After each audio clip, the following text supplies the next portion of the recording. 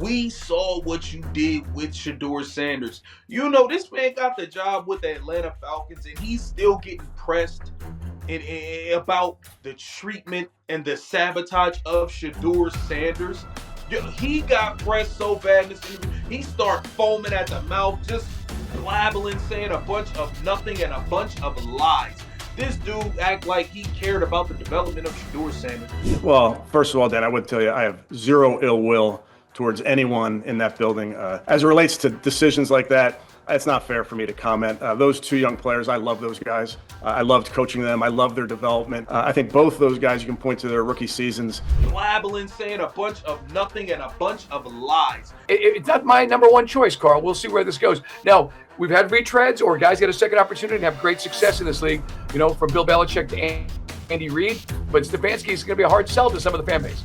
You know, to you guys' point, when I just posted like, hey, we got a new head coach, you know, Stefanski it is on some of my social feeds, you know, to Mike's point, man, a lot of lukewarmness about this hire. Atlanta Falcons players are furious. They want Kevin Stefanski suspended for lying about Shedeur Sanders. And trust me, this is not a small fight. The storm is just getting started. Kevin Stefanski thought he could slide under the radar after what went down with Shedeur in Cleveland, but the league does not forget. Now he's in Atlanta, and chaos is following him like a shadow. Falcons players are already on edge, looking for ways out after hearing the truth about how Stefanski lied and tried to block Shedeur's rise. Kyle Pitts is thinking twice. Big names are eyeing the exit, and what started as whispers is turning into full-blown panic inside that locker room. Everyone remembers what happened. Destroying a rookie's confidence on national television is not something people just move past. Shedeur wasn't just any rookie. He was a star in the making, and Stefanski tried to clip his wings for no reason. The league saw it, the fans saw it, and now Shedeur's reputation is untouchable, while Stefanski is running from the storm he created. Karma is hitting hard, and this isn't a warning, it's a lesson. You sabotage a talent like Shedeur Sanders, and the entire league watches, talks, and remembers. Atlanta is just the next stop, and it's already crystal clear that Stefanski's name carries serious baggage. Meanwhile, Shedeur keeps proving that no lie, no sabotage, no underhanded move can stop a real star from rising. Last year when things was transpiring, everybody seen it. You could not cut on your TV and not see Kevin Stefanski's sabotage and Shedeur. It was making New York Post, ABC News, NBC, ESPN, social media, you name it, everybody and their mama was talking about the buffoonery Kevin Stefanski was doing in regards to Shedeur Sanders. The league is watching every move, every whisper, every reaction. What's going on in Atlanta right now is pure chaos, and it ties directly back to what Stefanski did to Shedeur in Cleveland. Don't let anyone tell you this is just a coincidence, because it's not. Stefanski landed in Atlanta thinking he could get a clean slate, a fresh start, and have everyone buy in immediately. But here's the thing, the players aren't buying it, not even close. The locker room vibe is off, tension is high, and whispers of players wanting out are already spreading like wildfire. Kyle Pitts, their first-round star tight end, is already considering leaving, and he's not alone. Other big names are looking over their shoulders, wondering if they really want to play for a coach who has a reputation for derailing careers. And that reputation followed Stefanski straight from Cleveland, because the league does not forget, and neither do the players. They remember exactly how Stefanski tried to crush Shedeur's confidence, how he tried to stall a rising star to feed his own ego. And now it's all coming back to bite him in Atlanta. But this story isn't just about a coach and a locker room full of uneasy players. It's about Shedeur Sanders proving he is untouchable, even when someone like Stefanski tried to hold him down. Last season in Cleveland, every single person in football saw it. This wasn't some hidden drama only insiders knew about. No, this was blatant sabotage on national TV in front of millions of people. Stefanski made moves to undermine Shedeur, to confuse him, to make him look unprepared. Fans noticed, other teams noticed, even players who had nothing to do with Cleveland noticed. Social media exploded. Sports networks were talking about it non-stop. And now that same coach steps into Atlanta thinking he can rebuild, thinking he can rewrite history. But history doesn't forget, and neither does the league. Shedeur came out of that fire stronger, smarter, and hungrier. Meanwhile, Stefanski's name now carries a toxic weight that follows him everywhere. Karma isn't subtle, and it's starting to hit fast. Here's the real truth that nobody else is willing to say out loud. Atlanta isn't just dealing with a shaky locker room. They're feeling the direct ripple effect of what Stefanski did to Shedeur. Players remember standing on the field and watching a rookie get sabotaged for no good reason. And now that memory is shaping decisions, affecting careers, and poisoning the entire vibe inside that building. This isn't bad luck for Stefanski. This is the direct consequence of messing with a talent like Shedeur Sanders. The league talks, players talk, and when a player is that special as Shedeur, everybody knows it. He didn't just survive Stefanski's mess, he rose above it. And now Stefanski is in a city full of talented players who refuse to fall in line behind a guy with a proven history of tearing stars down.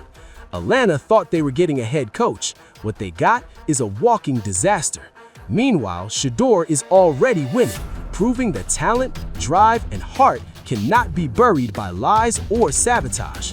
The league is watching every move, every whisper, every reaction. Atlanta is burning right now, and it all traces back to what Stefanski tried to do to Shedeur. Players across the league are talking, sharing what they saw in Cleveland. This isn't some small rumor circulating in private. Everybody remembers a rookie being held back, lied to, and set up to fail, while his coach acted like he had total control over the situation. Now Stefanski walks into Atlanta thinking a new city erases all of that. But the truth travels fast. Kyle Pitts is already thinking about walking, and he's not alone. The locker room is already tense before a single snap is thrown in the regular season. Everyone knows how Stefanski operates. They know he doesn't just make mistakes, he damages players, and Shedeur survived it. He came out the other side stronger, proving that real talent, real focus, and real work ethic cannot be broken by a coach with an ego bigger than his sense of fairness. Stefanski may hold the title of head coach, but Shedeur is the story, and everyone in this league remembers that story. We gonna jump right into this one, man. So reports is starting to come out of Atlanta that certain players is not feeling Kevin Stefanski. We just seen players speak openly about this. We just seen players speak behind the scenes. Now I'm hearing that it's finna affect the roster for the 2026 season. Now, David Njoku, former Browns tight end, could be connected to some of this drama that is coming out of Atlanta. Now, we know he took to Instagram a few days ago. David Njoku, who shared the Cleveland locker room with Shedeur, is stepping away from the team. Rumors say Stefanski is trying to pull him to Atlanta, but Njoku saw everything firsthand: the manipulation, the constant pressure, the way a rookie was made to feel small for absolutely no reason. So why would he follow that same coach across the country? This isn't just speculation, this is league-wide knowledge. Players don't forget actions like that. They watch, they judge, and they make decisions based on what they've seen with their own eyes. Stefanski's reputation is broken, and his move to Atlanta hasn't changed that. In Cleveland, he deliberately undermined Shedeur, shuffling him on the depth chart, withholding praise, and setting him up to fail. But Shedeur didn't fold. He threw for huge yardage, led clutch drives, and made the Pro Bowl as a rookie, all while staying composed and professional. The league noticed. Analysts called out the bias. Players remembered the sabotage.